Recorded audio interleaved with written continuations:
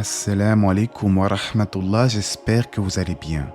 Dans la dernière vidéo, nous avions vu ensemble les signes mineurs de la fin des temps, c'est-à-dire les signes annonciateurs de l'heure qui prennent forme dans notre vie quotidienne. Aujourd'hui, nous allons parler des signes majeurs qui sont reliés à des événements surnaturels. Certains de ces signes ont été mentionnés dans le Coran comme nous le verrons. Le savant Ibn Hajar a divisé les signes majeurs en deux catégories, à commencer par ceux qui apparaîtront sur Terre sans que ne soit modifiée la nature de celle-ci. Ce sont des signes qui devraient réveiller les gens, les mettre en alerte et les pousser à se repentir. Les signes de cette catégorie incluent la venue du Dajjal, le retour de Jésus, voire même l'apparition de Gog et Magog. Les signes faisant partie de la seconde catégorie annonceront très clairement le jour de la résurrection et la fin du monde telle que nous la connaissons. De surcroît, ils établiront une distinction très nette entre les croyants et les mécréants.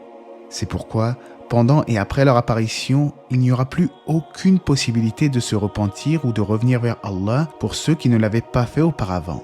Il sera déjà trop tard et Allah n'acceptera plus le repentir. Les signes de cette catégorie incluent l'apparition de la bête, la fumée et le lever du soleil à l'ouest. Il semblerait également que lorsque ces signes apparaîtront, ils se succéderont très rapidement et dans le Musnad de l'imam Ahmad, en rapport du prophète alayhi salatu wassalam, les signes seront comme des perles sur une cordelette. Si la cordelette se rompt, elles tombent rapidement l'une après l'autre. Le Mahdi. À la fin des temps, un homme issu de la famille du prophète alayhi salatu wassalam apparaîtra.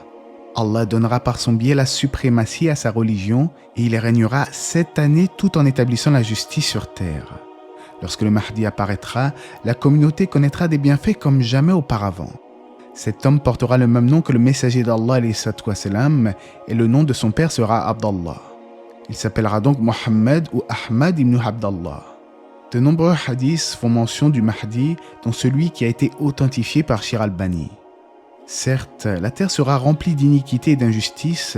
Quand ça sera le cas, Allah va envoyer un homme de ma descendance dont le nom est le même que le mien. Alors, il va remplir la terre d'équité et de justice, comme elle avait été remplie d'iniquité et d'injustice. Le Dajjal. Il y a également de nombreux hadiths qui mentionnent le faux messie, c'est-à-dire le Dajjal. On le nomme le faux messie car c'est un imposteur. Quant au véritable messie, ce n'est autre que Jésus, fils de Marie, le véridique, qui a été élevé auprès de son Créateur. Allah a donc créé deux messies antagonistes. L'un est le véritable messie et l'autre est un grand trompeur, un charlatan. Le faux messie ad-Dajjal est celui qui guidera les gens vers l'égarement et il troublera les gens avec des artifices de toutes sortes. On rapporte qu'il pourra faire tomber la pluie, pousser la végétation, voire même tuer puis ramener un homme à la vie par la permission d'Allah bien entendu. Ce sera une grande et terrible épreuve. Physiquement, on rapporte que l'antéchrist, le Dajjal, sera borgne, c'est-à-dire qu'il aura un œil effacé et qu'il s'agira d'un être humain. Seuls les véritables croyants parmi les musulmans le reconnaîtront et ne seront pas troublés par ses manigances. En effet, le prophète nous l'a décrit comme un homme de courte taille avec un œil effacé et qu'il est écrit entre ses deux yeux « Kafir, mécréant ». Chaque musulman sera capable de décrypter ces lettres. Le prophète a affirmé alayhi salatu wassalam que tous les prophètes avant lui ont eux-mêmes mis en garde leur peuple contre la venue du Dajjal et il dit en ce sens « Il n'y a aucun prophète qui n'ait mis en garde son peuple contre ce menteur borgne Dajjal ». De surcroît, dans plusieurs hadiths authentiques, le prophète a demandé la protection d'Allah contre les épreuves qui entoureront la venue du faux messie. D'ailleurs, il est recommandé de dire après le tashahhud en prière « Ô Seigneur, je cherche protection auprès de toi contre les tourments de la tombe, contre le supplice de l'enfer, contre la tentation de la vie et de la mort, et contre le mal de la tentation de l'antéchrist. » Le faux messie apparaîtra du côté de l'Orient. Alors, il parcourra la terre pour éprouver les gens, mais ne pourra nullement entrer à la Mecque et à Médine. Seuls les infidèles suivront le faux messie en étant trompés par ses artifices. Les savants de l'islam se sont interrogés sur les raisons pour lesquelles le faux messie n'a pas été mentionné clairement dans le Coran. Ils ont répondu à cela en exposant plusieurs réponses, dont certaines qui avancent que ce verset y fait allusion. Le jour où certains signes de ton Seigneur viendront, la foi en lui ne profitera à aucune âme qui n'avait pas cru auparavant ou qui n'avait acquis aucun mérite de sa croyance. Les signes dont le verset font allusion sont en fait le faux messie, le lever du soleil de son couchant, ainsi que la bête de terre dont nous parlerons prochainement, Inch'Allah. Abu Huraira rapporte en effet du messager d'Allah, il est trois choses qui, lorsqu'elles apparaîtront, la foi ne profitera à aucune âme qui n'avait pas cru auparavant ou n'avait acquis aucun mérite de sa croyance, le lever du soleil de son couchant, le faux messie et la bête de terre. En définitive, le Dajjal est cité indirectement dans le Coran, puis le prophète s'est chargé de donner plus de détails à son sujet. Quant à la mort du Dajjal, c'est Jésus, fils de Marie, qui le tuera, ce qui nous mène à notre prochain chapitre. La descente de Isa à Jésus. Un autre des signes majeurs annonçant l'imminence du jour du jugement n'est autre que le retour de Jésus alayhi salam sur terre. En effet, si vous connaissez l'histoire de ce prophète, vous savez peut-être qu'il n'a pas été crucifié, mais plutôt qu'Allah l'a élevé vers lui.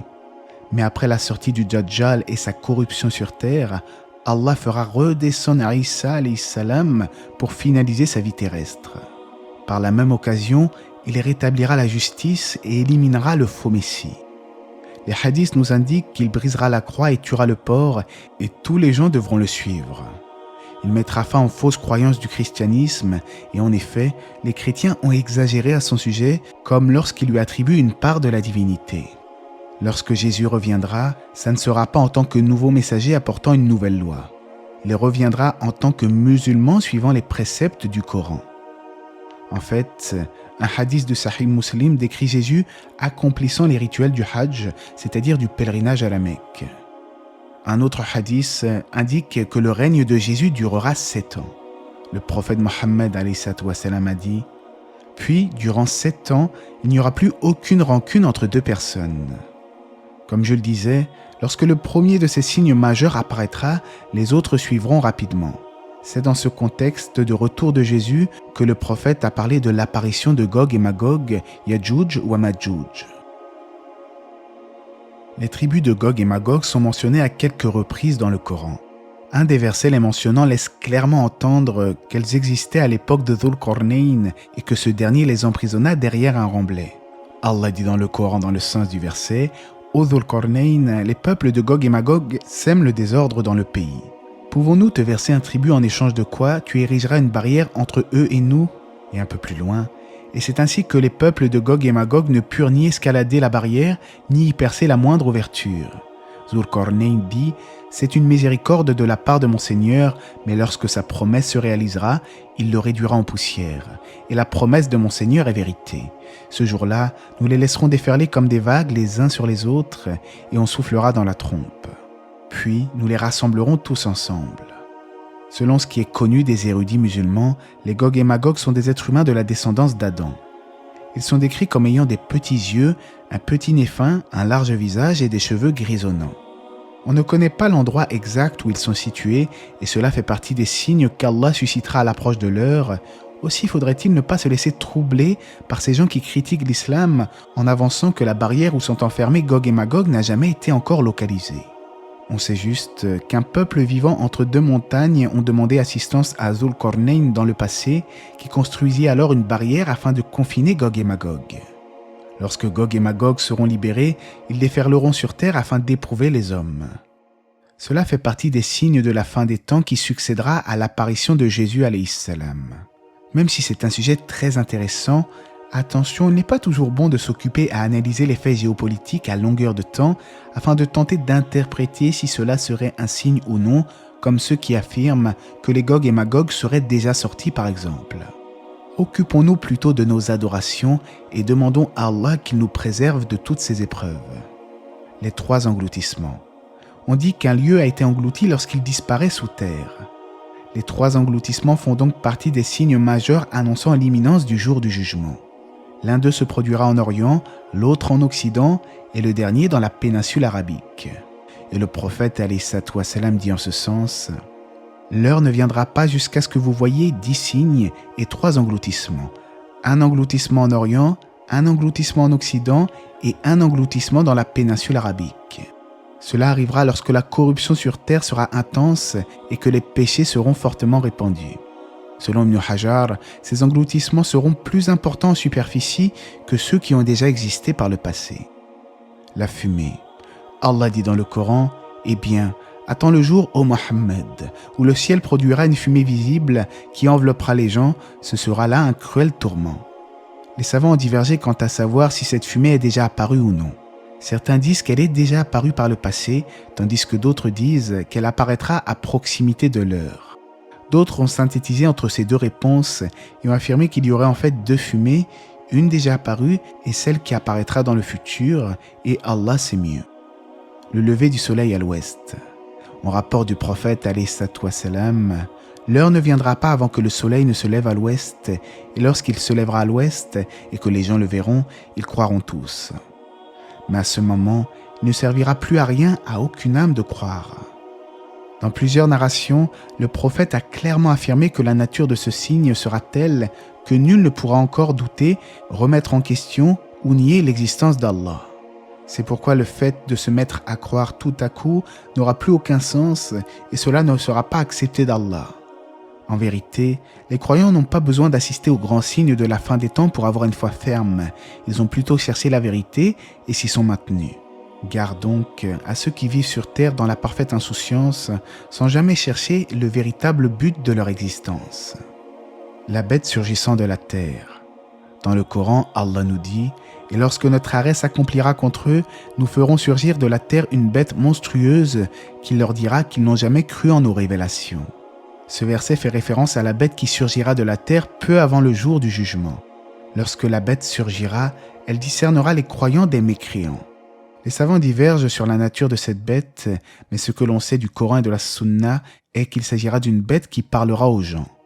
Avant d'en venir au dernier signe, je vous invite à vous abonner à la chaîne si ce n'est pas déjà fait, afin de ne rien manquer des prochaines publications, Inch'Allah. Le feu qui rassemblera les gens. Et finalement, le dernier signe majeur, c'est le feu qui rassemblera les gens. Après lui, ce sera le commencement d'une toute nouvelle création. Aussi, certains savants avancent que le jour de la résurrection, Allah substituera la planète Terre par une autre Terre, mais je mettrai le lien d'une vidéo traitant de ce sujet dans quelques instants, Inch'Allah, à la fin de la vidéo. Le feu qui rassemblera les gens sera un immense feu qui regroupera les derniers habitants sur Terre. On ne peut qu'imaginer l'intensité de ce feu, ainsi que la terreur extrême que vivront les gens qui seront présents à ce moment-là. Après ce signe, il ne restera plus que la résurrection des hommes qui devront rendre des comptes à leur Créateur. Et en rapport du prophète alayhi wassalam, et le dernier de tout cela est un feu qui sortira du Yémen, repoussant les gens vers leur lieu de rassemblement. En définitive, la croyance au signe de la fin des temps n'est pas facultative, puisque les informations citées proviennent du Coran et de la Sunna. Même si ces signes peuvent nous apparaître extraordinaires, cela fait partie des prodiges qu'Allah suscitera à l'approche de la fin des temps. Allah étant le créateur de l'univers, il est capable de toutes choses. Alors n'écoutez pas les railleurs parmi les sceptiques qui cherchent à se moquer des croyances islamiques. Dans tous les cas, j'espère que cette vidéo vous aura été profitable. N'hésitez pas à me dire dans l'espace commentaire si un sujet vous intéresse en particulier et j'analyserai avec grand soin vos réponses. Allah sait mieux. Que la paix et les bénédictions d'Allah soient sur le prophète, sa famille et ses compagnons.